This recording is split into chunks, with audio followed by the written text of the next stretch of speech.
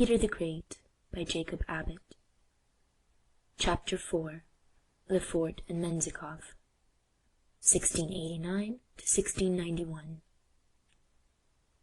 Whatever may be a person's situation in life, his success in his undertakings depends not more, after all, upon his own personal ability to do what is required to be done, than it does upon his sagacity and the soundness of his judgment in selecting the proper persons to cooperate with him and assist him in doing it.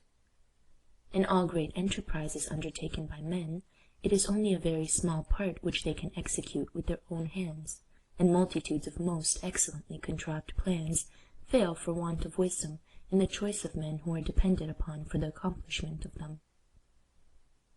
This is true in all things, small as well as great. A man may form a very wise scheme for building a house. He may choose an excellent place for the location of it, and draw up a good plan, and make ample arrangements for the supply of funds. But if he does not know how to choose or where to find good builders, his scheme will come to a miserable end. He may choose builders that are competent but dishonest, or they may be honest but incompetent, or they may be subject to some other radical defect, in either of which cases the house will be badly built, and the scheme will be a failure. Many men say, when such a misfortune as this happens to them, it was not my fault, it was the fault of the builders. To which the proper reply would be, it was your fault.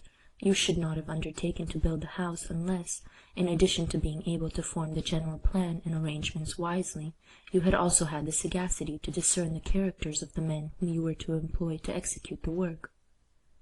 This latter quality is as important to success in all undertakings as the former. Indeed, it is far more important, for good men may correct or avoid the evils of a bad plan, but a good plan can never afford security against the evil action of bad men. The sovereigns and great military commanders that have acquired the highest celebrity in history have always been remarkable for their tact and sagacity in discovering and bringing forward the right kind of talent for the successful accomplishment of their various designs. When Peter first found himself nominally in possession of the supreme power, after the fall of the Princess Sophia, he was very young, and the administration of the government was really in the hands of different nobles and officers of state, who managed affairs in his name. From time to time there were great dissensions among these men. They formed themselves into cliques and coteries, each of which was jealous of the influence of the others. As Peter gradually grew older, and felt stronger and stronger in his position, he took a greater part in the direction and control of the public policy, and the persons whom he first made choice of to aid him in his plans were two very able men, whom he afterward raised to positions of great responsibility and honor. These men became, indeed, in the end, highly distinguished as statesmen, and were very prominent and very efficient instruments in the development and realization of Peter's plans. The name of the first of these statesmen was Le Fort, that of the second was Menzikov. The story which is told by the old historians of both of these men is quite romantic. Le Fort was the son of a merchant of Geneva. He had a strong desire from his childhood to be a soldier, but his father, considering the hardships and dangers to which a military life would expose him, preferred to make him a merchant, and so he provided him with a place in the counting-house of one of the great merchants of Amsterdam. The city of Amsterdam was in those days one of the greatest and wealthiest marts of commerce in the world. Very many young men, in being thus restrained by their fathers from pursuing the profession which they themselves chose, and placed instead in a situation which they did not like, would have gone to their duty in a discontented and sullen manner, and would have made no effort to succeed in the business or to please their employers. But Le Fort, it seems, was a boy of a different mould from this. He went to his work in the counting-house at Amsterdam with a good heart, and devoted himself to his business with so much industry and steadiness, and evinced withal so much amiableness of disposition in his intercourse with all around him, that before long, as the accounts say, the merchant loved him as his own child. After some considerable time had elapsed, the merchant, who was constantly sending vessels to different parts of the world, was on one occasion about dispatching a ship to Copenhagen, and Le Fort asked permission to go in her. The merchant was not only willing that he should go, but also gave him the whole charge of the cargo, with instructions to attend to the sale of it, and the remittance of the proceeds on the arrival of the ship in port. Le Fort accordingly sailed in the ship, and on his arrival at Copenhagen he transacted the business of selling the cargo and sending back the money so skillfully and well that the merchant was very well pleased with him. Copenhagen is the capital of Denmark, and the Danes were at that time quite a powerful and warlike nation. Le Fort, in walking about the streets of the town while his ship was lying there, often saw the Danish soldiers marching to and fro and performing their evolutions, and the sight revived in his mind his former interest in being a soldier. He soon made acquaintance with some of the officers, and in hearing them talk of their various adventures and of the details of their mode of life, he became very eager to join them. They liked him, too, very much. He had made great progress in learning the different languages spoken in that part of the world, and the officers found, moreover, that he was very quick in understanding the military principles which they explained to him, and in learning evolutions of all kinds. About this time it happened that an ambassador was to be sent from Denmark to Russia, and Le Fort, who had a great inclination to see the world as well as to be a soldier, was seized with a strong desire to accompany the expedition in the ambassador's train. He already knew something of the Russian language, and he set himself at work with all diligence to study it more. He also obtained recommendations from those who had known him, probably among others from the merchant in Amsterdam, and he secured the influence in his favour of the officers in Copenhagen with whom he had become acquainted. When these preliminary steps had been taken, he made application for the post of interpreter to the embassy, and after a proper examination had been made in respect to his character and his qualifications, he received the appointment. Thus, instead of going back to Amsterdam after his cargo was sold, he went to Russia in the suite of the ambassador. The ambassador soon formed a very strong friendship for his young interpreter, and employed him confidentially, when he arrived in Moscow, in many important services. The ambassador himself soon acquired great influence at Moscow, and was admitted to quite familiar intercourse, not only with the leading Russian noblemen, but also with Peter himself. On one occasion, when Peter was dining at the ambassador's, as it seems he was sometimes accustomed to do, he took notice of Le Fort, who was present as one of the party, on account of his prepossessing appearance and agreeable manners. He also observed that, for a foreigner, he spoke the Russian language remarkably well. The emperor asked Le Fort some questions concerning his origin and history, and being very much pleased with his answers, and with his general air and demeanour, he asked him whether he should be willing to enter into his service. Le Fort replied in a very respectful manner, that whatever ambition he might have to serve so great a monarch, yet the duty and gratitude which he owed to his present master, the ambassador, would not allow him to promise anything without first asking his consent. "Very well," replied the Tsar, "I will ask your master's consent." "But I hope," said Le Fort, "that your majesty will make use of some other interpreter than myself in asking the question." Peter was very much pleased with both these answers of Le Fort, the one showing his scrupulous fidelity to his engagements and not being willing to leave one service for another, however advantageous to himself the change might be, until he was honourably released by his first employer, and the other marking the delicacy of mind which prompted him to wish not to take any part in the conversation between the emperor and the ambassador respecting himself, as his office of interpreter would naturally lead him to do, but to prefer that the communication should be made through an indifferent person, in order that the ambassador might be perfectly free to express his real opinion without any reserve. Accordingly, the Tsar, taking another interpreter with him, went to the ambassador and began to ask him about Le Fort. "He speaks very good Russian," said Peter. "Yes, please your majesty," said the ambassador. "He has a genius for learning anything that he pleases. When he came to me 4 months ago, he knew very little of German, but now he speaks it very well. I have 2 German interpreters in my train, and he speaks the language as well as either of them. He did not know a word of Russian when he came to my country, but your majesty can judge yourself how well he speaks it now." In the meantime, while Peter and the ambassador were talking thus about Le Fort, he himself had withdrawn to another part of the room. The Tsar was very much pleased with the modesty of the young gentleman's behaviour, and after finishing the conversation with the ambassador, without, however, having asked him to release Le Fort from his service, he returned to the part of the room where Le Fort was, and presently asked him to bring him a glass of wine. He said no more to him at that time in respect to entering his service, but Le Fort understood very well from his countenance, and from the manner in which he asked him for the wine, that nothing had occurred in his conversation with the ambassador to lead him to change his mind. The next day Peter, having probably in the meantime made some further inquiries about Le Fort, introduced the subject again in conversation with the ambassador. He told the ambassador that he had a desire to have the young man Le Fort about him, and asked if he should be willing to part with him.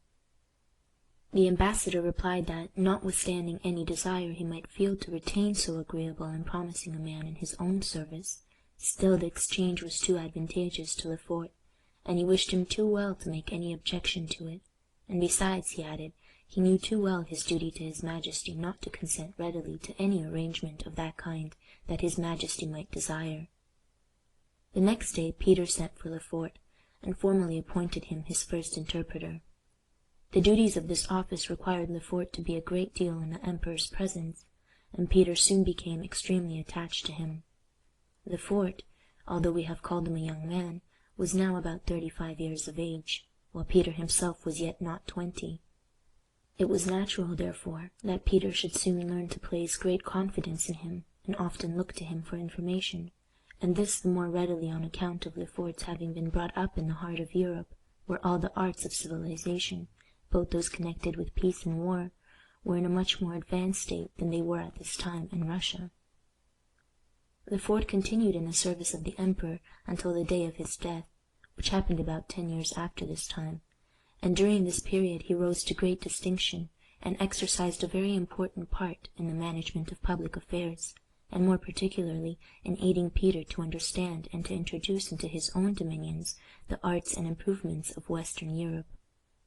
The first improvement which Le Fort was the means of introducing in the affairs of the Tsar related to the dress and equipment of the troops. The guards had before that time been accustomed to wear an old-fashioned Russian uniform, which was far from being convenient. The outside garment was a sort of long coat or gown, which considerably impeded the motion of the limbs. One day, not long after Le Fort entered the service of the emperor, Peter, being engaged in conversation with him, asked him what he thought of his soldiers. "The men themselves are very well," replied Le Fort, "but it seems to me that the dress which they wear is not so convenient for military use as the style of dress now usually adopted among the Western nations."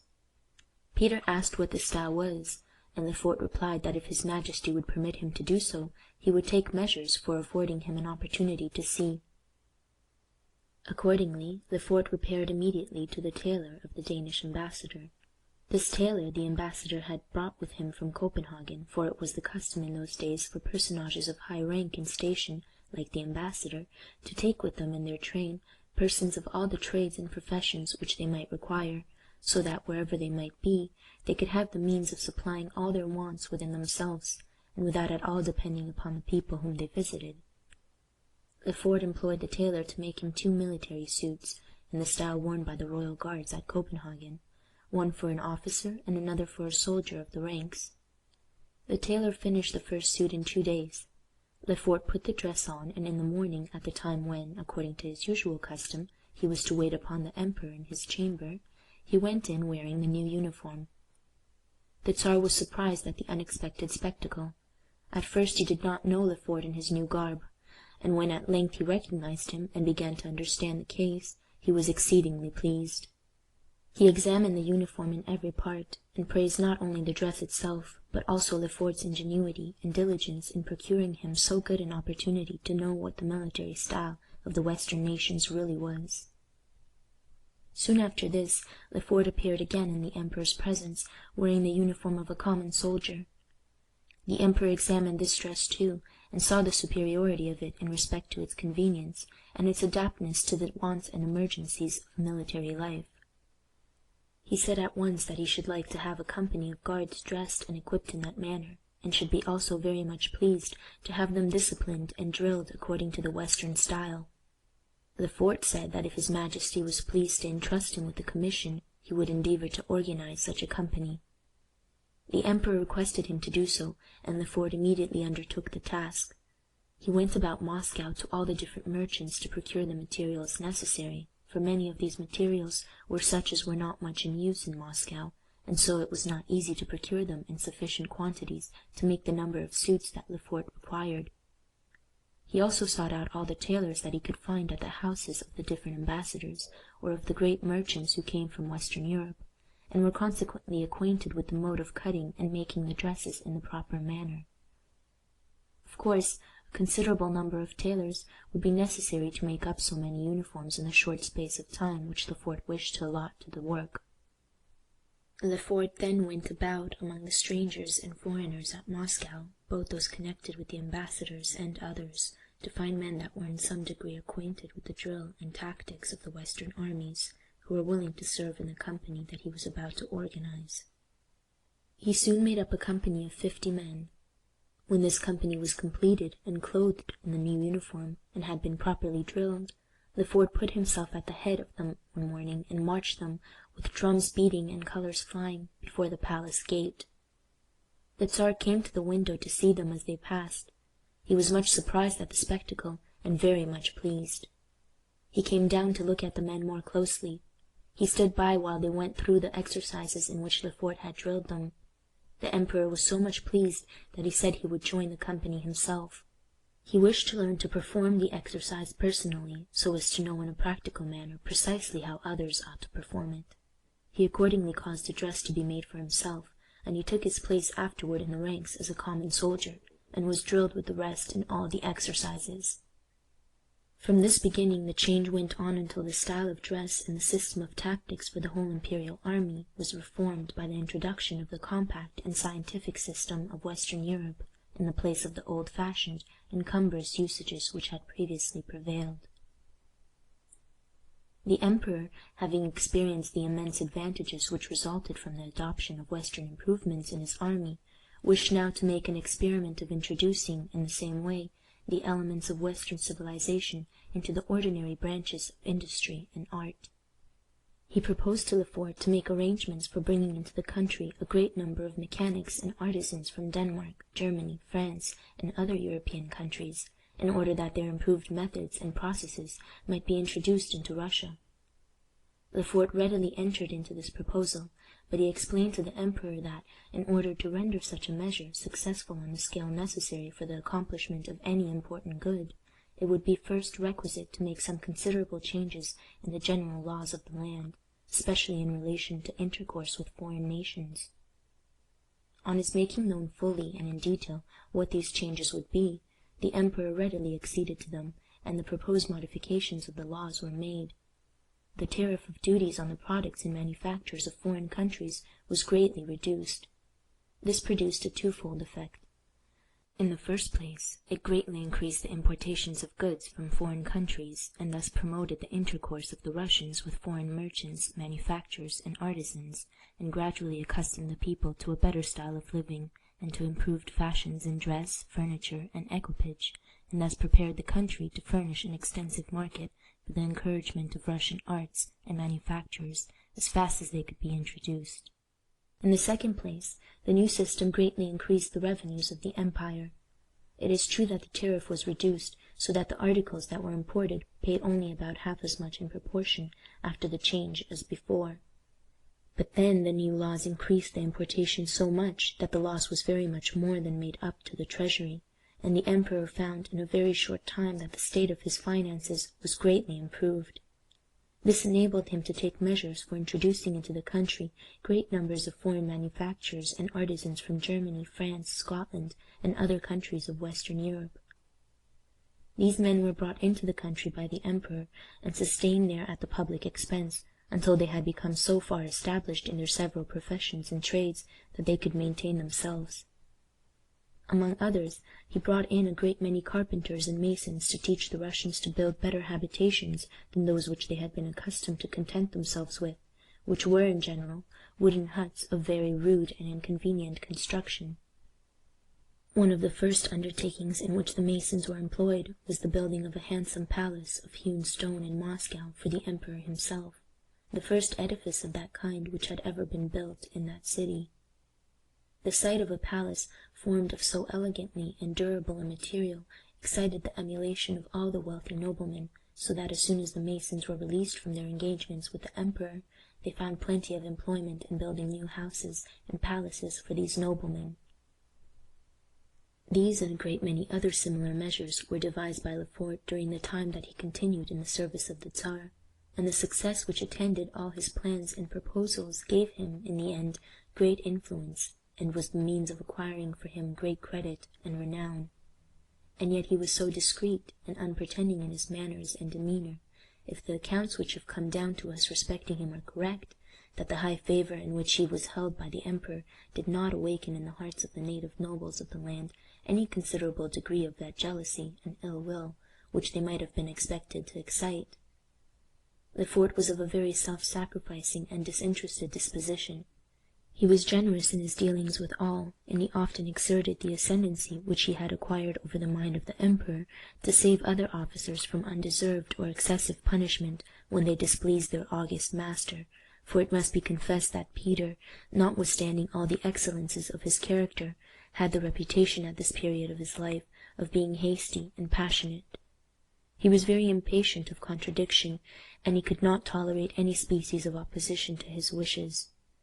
Being possessed himself of great decision of character, and delighting as he did in promptness and energy of action, he lost all patience sometimes when annoyed by the delays, or the hesitation, or the inefficiency of others who were not so richly endowed by nature as himself. In these cases he was often unreasonable and sometimes violent, and he would in many instances have acted in an ungenerous and cruel manner if Lefort had not always been at hand to restrain and appease him. Lefort always acted as intercessor in cases of difficulty of this sort, so that the Russian noblemen, or boyars as they were called, in the end looked upon him as their father. It is said that he actually saved the lives of great numbers of them, whom Peter, without his intercession, would have sentenced to death. Others he saved from the knout, and others from banishment. At one time, when the emperor in a passion was going to cause one of his officers to be scourged, although, as Lefort thought, he had been guilty of no wrong which could deserve such a punishment, Lefort, after all other means had failed, bared his own breast and shoulders, and bade the angry emperor to strike or cut there if he would, but to spare the innocent person. The Tsar was entirely overcome by this noble generosity, and clasping Lefort in his arms, thanked him for his interposition, at the same time allowing the trembling prisoner to depart in peace, with his heart full of gratitude toward the friend who had so nobly saved him. Another of the chief officers in Peter's service during the early part of his reign was the Prince Menzikoff. His origin was very humble. His Christian name was Alexander, and his father was a laboring man in the service of a monastery on the banks of the Volga. The monasteries of those times were endowed with large tracts of valuable land, which were cultivated by servants or vassals, and from the proceeds of this cultivation the monks were supported, and the monastery buildings kept in repair or enlarged. Alexander spent the early years of his life in working with his father on the monastery lands, but being a lad of great spirit and energy, he gradually became dissatisfied with this mode of life, for the peasants of those days, such as his father, who tilled the lands of the nobles or of the monks, were little better than slaves. Alexander then, when he arrived at the age of 13 or 14, finding his situation and prospects at home very gloomy and discouraging, concluded to go out into the world and seek his fortune. So he left his father's hut and set out for Moscow. After meeting with various adventurers on the way and in the city, he finally found a place in a pastry cook's shop, but instead of being employed in making and baking the pies and tarts, he was sent out into the streets to sell them. In order to attract customers to his merchandise, he used to sing songs and tell stories in the streets. Indeed, it was the talent which he evinced in these arts, doubtless, which led his master to employ him in this way, instead of keeping him at work at home in the baking. The story which is told of the manner in which the emperor's attention was first attracted to young Menzikoff is very curious, but as is the case with all other such personal anecdotes related of great sovereigns, it is very doubtful how far it is to be believed. It is said that Peter, passing along the street one day, stopped to listen to Menzikoff as he was singing a song or telling a story to a crowd of listeners. He was much diverted by one of the songs that he heard, and at the close of it he spoke to the boy, and finally asked him what he would take for his whole stock of cakes and pies, basket and all. The boy named a sum for which he would sell all the cakes and pies, but as for the basket, he said that belonged to his master, and he had no power to sell it. Still, he added, everything belongs to your majesty, and your majesty has, therefore, only to give me the command, and I shall deliver it up to you. This reply pleased the Tsar so much that he sent for the boy to come to him, and on conversing with him farther, and after making additional inquiries respecting him, he was so well satisfied that he took him at once into his service. All this took place before Lefort's plan was formed for organizing a company to exhibit to the emperor the style of uniform and the system of military discipline adopted in Western Europe, as has already been described. Menzikoff joined this company, and he took so much interest in the exercises and evolutions, and evinced so great a degree of intelligence, and so much readiness in comprehending and in practicing the various manoeuvres, that he attracted Lefort's special attention. He was soon promoted to office in the company, and ultimately he became Lefort's principal cooperator in his various measures and plans. From this he rose by degrees, until in process of time he became one of the most distinguished generals in Peter's army, and took a very important part in some of his most celebrated campaigns. In reading stories like these, we are naturally led to feel a strong interest in the persons who are the subjects of them, and we sometimes insensibly form opinions of their characters which are far too favorable. This Menzikoff, for example, notwithstanding the enterprising spirit which he displayed in his boyhood, in setting off alone to Moscow to seek his fortune, and his talent for telling stories and singing songs, and the interest which he felt, and the success that he met with in learning Lefort's military manoeuvres, and the great distinction which he subsequently acquired as a military commander, may have been, after all, in relation to any just and proper standards of moral duty, a very bad man. Indeed, there is much reason to suppose that he was so. At all events, he became subsequently implicated in a dreadful quarrel which took place between Peter and his wife, under circumstances which appear very much against him.